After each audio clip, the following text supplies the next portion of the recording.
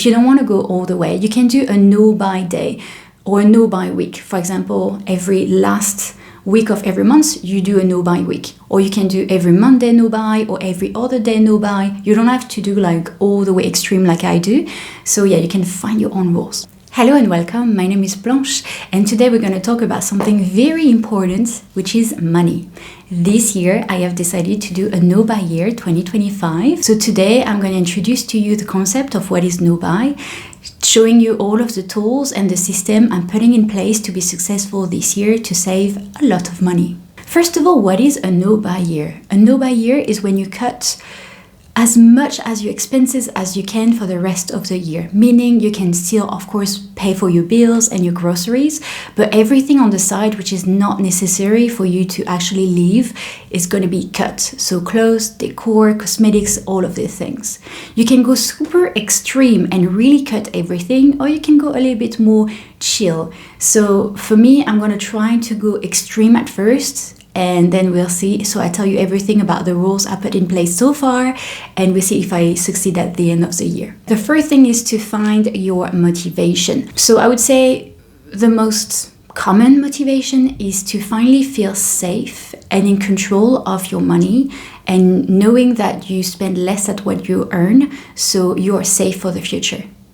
If you do not have at least 10k saved in your bank account, of course you're going to feel a struggle, because if your car broke down, if you need to suddenly move out and get a deposit on another place, all of this stuff that can happen during your life, you feel unsafe and like that you will not be able to take care of it on your own. So it's very important to have a safety net in your bank account that if anything happens, you'll be safe. The second motivation, of course, is to save for something important for you, which is more important than to have a lot of clothes in your closet.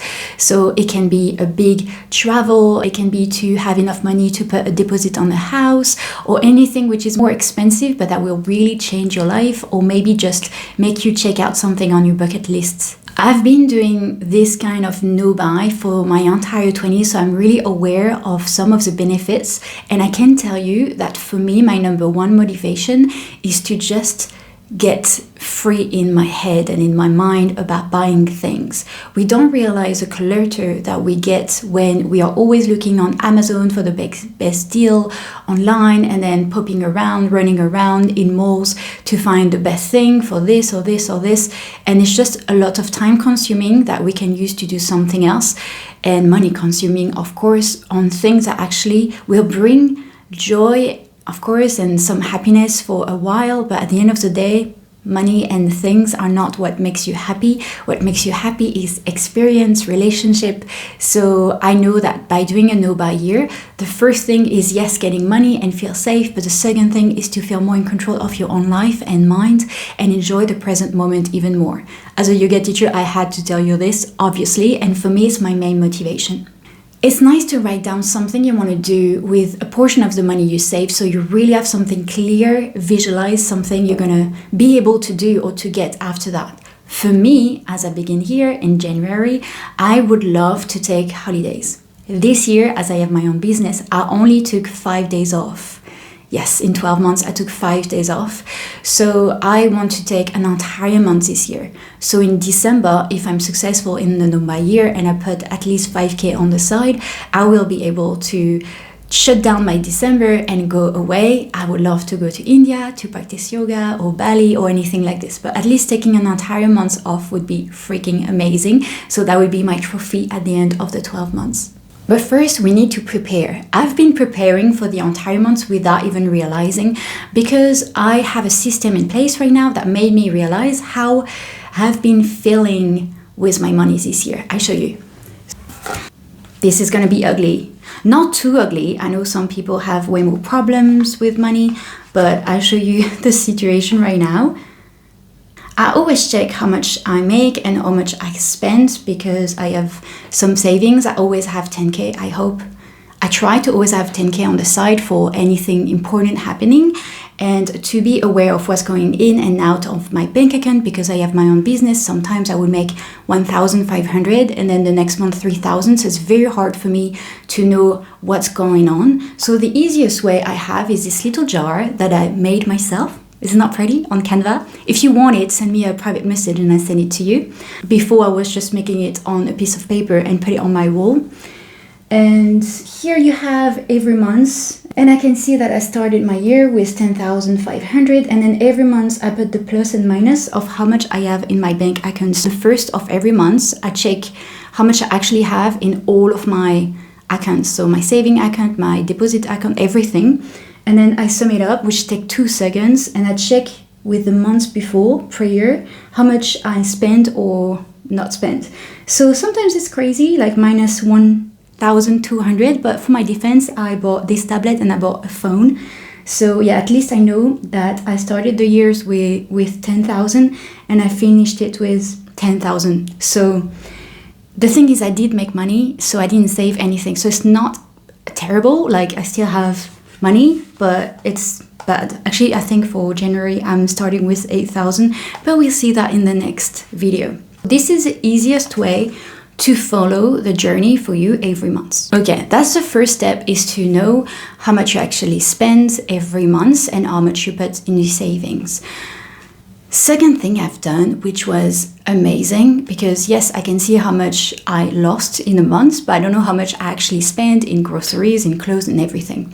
So what I've done is I went to ChatGPT, my friend, my love, and I took a PDF out. In my bank account, you can get your PDF out, all of your expenses, everything. So you get your credit card or debit card, and you get all of these files in PDF of everything you spend on and how much you got in. So I sent the PDF to ChatGPT. It's free, by the way, and I asked him, you are my accountant, please tell me how much I spend per month roughly, because I gave 4 months so you can have like a more global way to see it. And I was actually happy because my groceries are not as bad as I thought, because I buy organic and very high quality food. But he told me that if I was just a little bit more careful, I will be able to save 200 to 300 euros per month. I was actually upset. I was like, I want to do 500.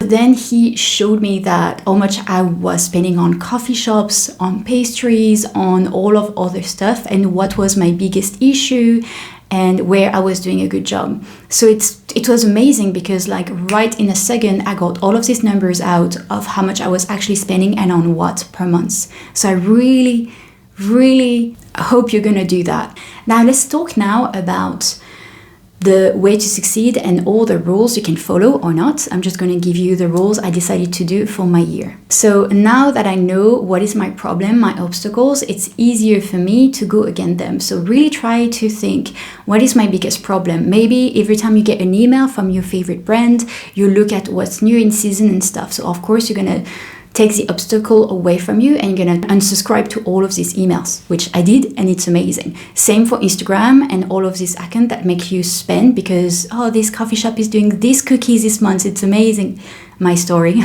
Sorry, but chestnut cookie, like it's life. So I actually unfollow all of these accounts that make me spend on pastries, coffee, and anything clothes. Also for December, I had fun. I took out like a piece of paper, and every day I would write down my expenses, which were not groceries.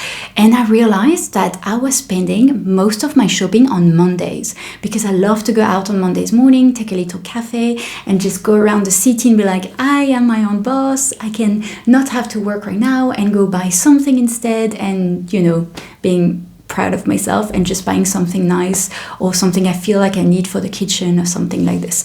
So right now it's Monday, see, and by staying home, I know at least I'm going around this obstacle of Monday is a spending day for me. That's an amazing rule, actually. If you don't want to go all the way, you can do a no-buy day or a no-buy week. For example, every last week of every month, you do a no-buy week. Or you can do every Monday no-buy or every other day no-buy. You don't have to do like all the way extreme like I do.